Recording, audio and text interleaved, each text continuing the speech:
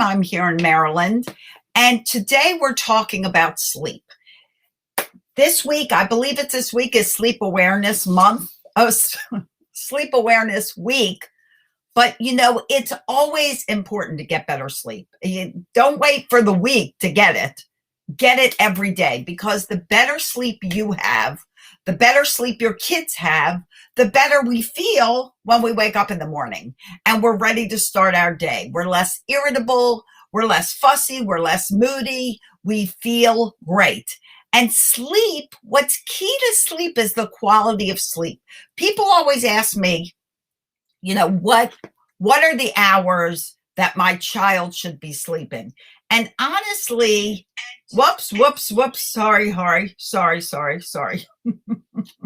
I want to see comments as they're coming in. But honestly, the thing about sleep is that, hold on, I'm fixing things, is that really it's the quality of sleep you get. And some people get great quality sleep sleeping shorter amount of time. Some people need to sleep longer amount of times. So whatever works for you, and this goes for children.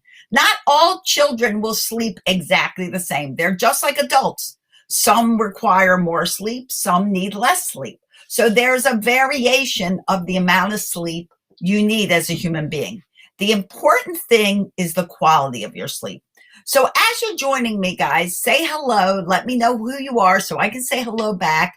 And if you know someone else that's really struggling with getting decent sleep, share this out, because although Sleep Awareness Week is a week to make you aware of what kind of sleep you should be getting, let's get good sleep all year long. Let's really learn so that we're not just focusing on it one week, we focus on it every day, because it is really important to the day you're going to have, to the day your kids are going to have, how well you do your work, how well your kids learn. It's all part of having a good, happy day.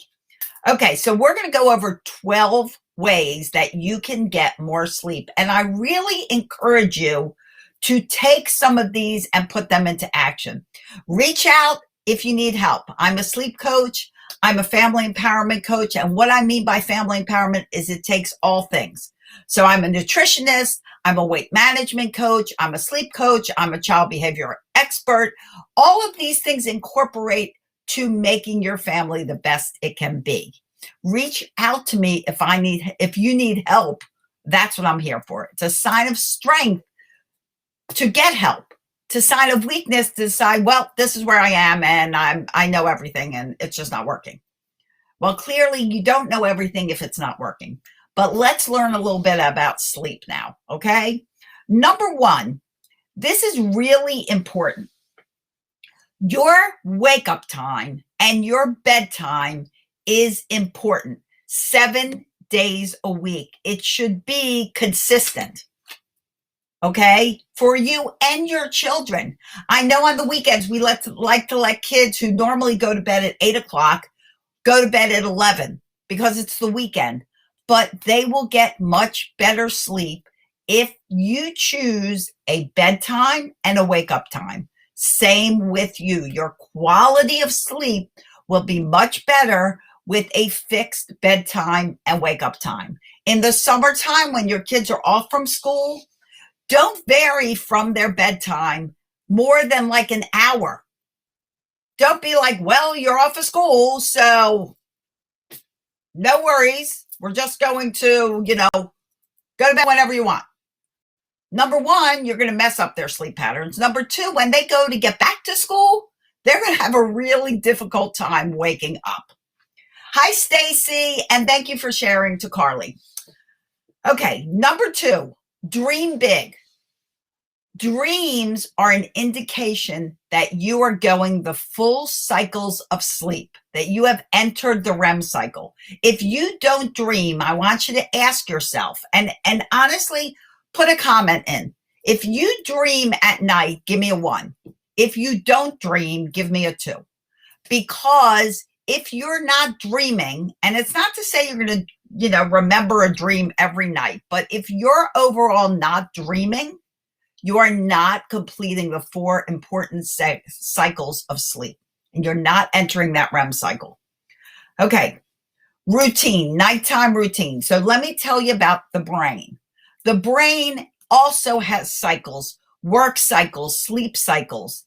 And in order to enter into the sleep and rest cycle of the brain and stop the work cycle of the brain, you have to have a bedtime routine in place. If your kids wear their clothes to bed and they never change into their pajamas, they're not signaling their brain that it's time for rest. Same with you. When you change into pajamas, you give a direct signal to your brain that now I'm getting ready for rest.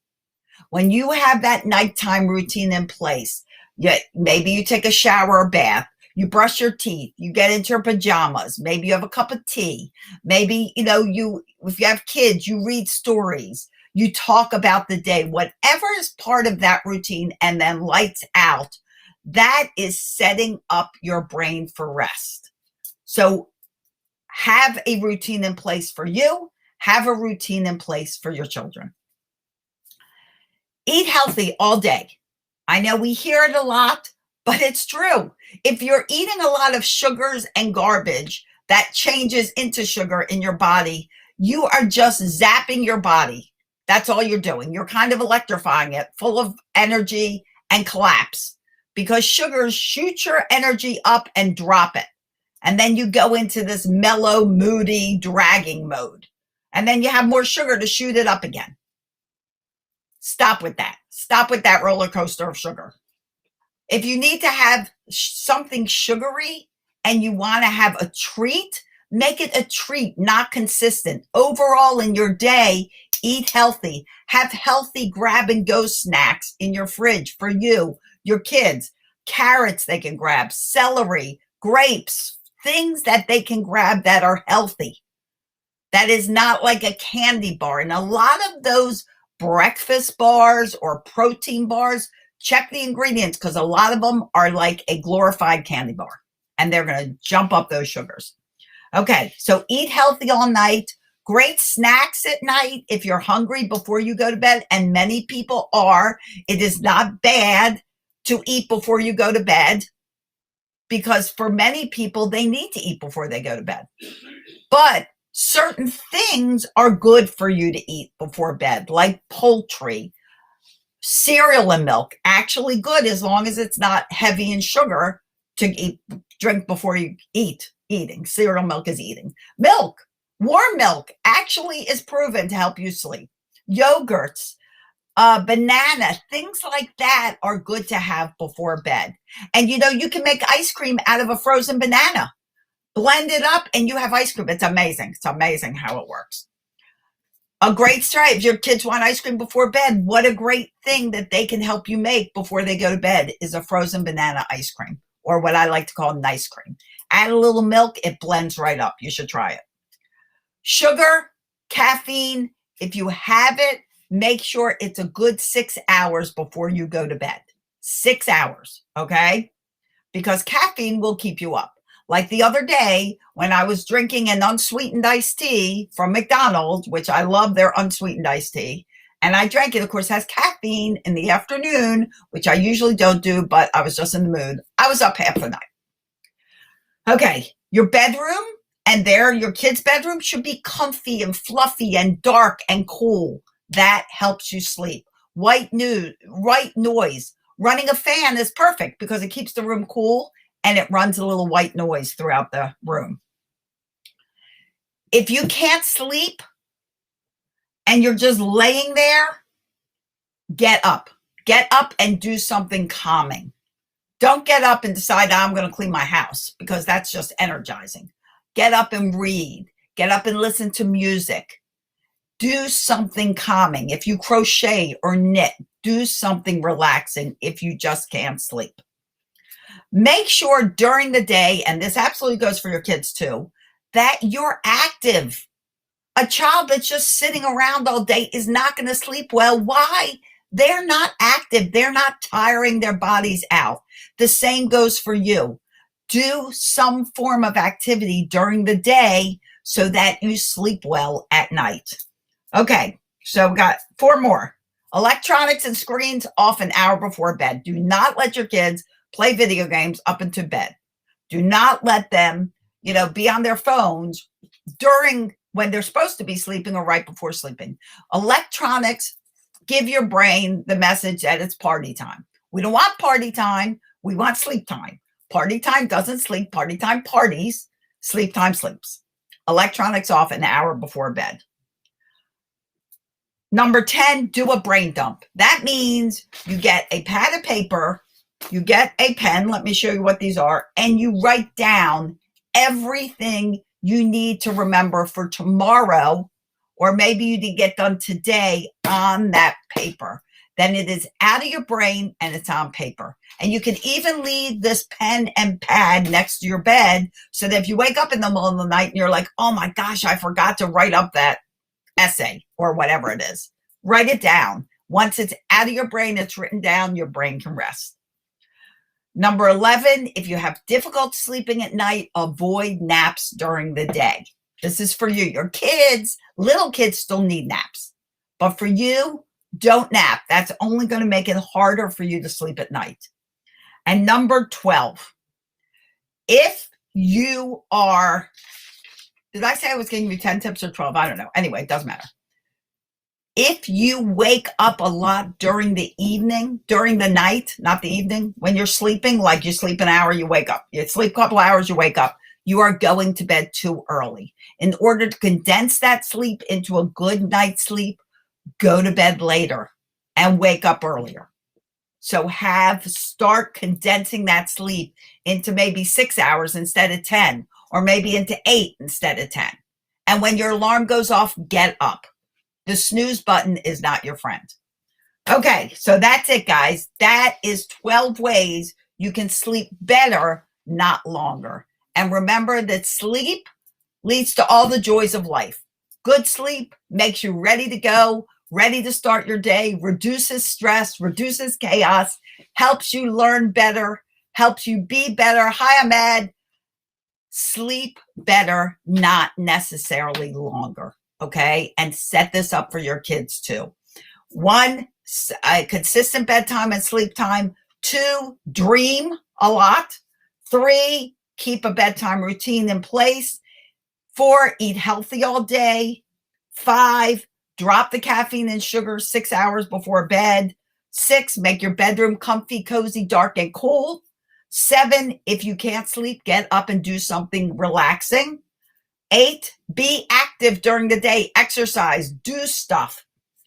9, electronics and screens off an hour before bed. 10, a brain dump. 11, avoid naps. And 12, if you're waking up a lot in the nighttime, condense your sleep. So there you have it. If you need help, reach out. I'm live here Tuesday and Thursday at 10 a.m. Please join me. That's Eastern time. And tomorrow, Wednesday, is another multicultural story time with Aunt Maddie. So that's tomorrow at 7 o'clock in the evening. All right, guys, that's what I got for you today. If you're on YouTube at Pumped Up Parenting with Celia Kibler, give me a thumbs up, hit that subscribe button, and hit the bell. Get alerts so you know when we're live.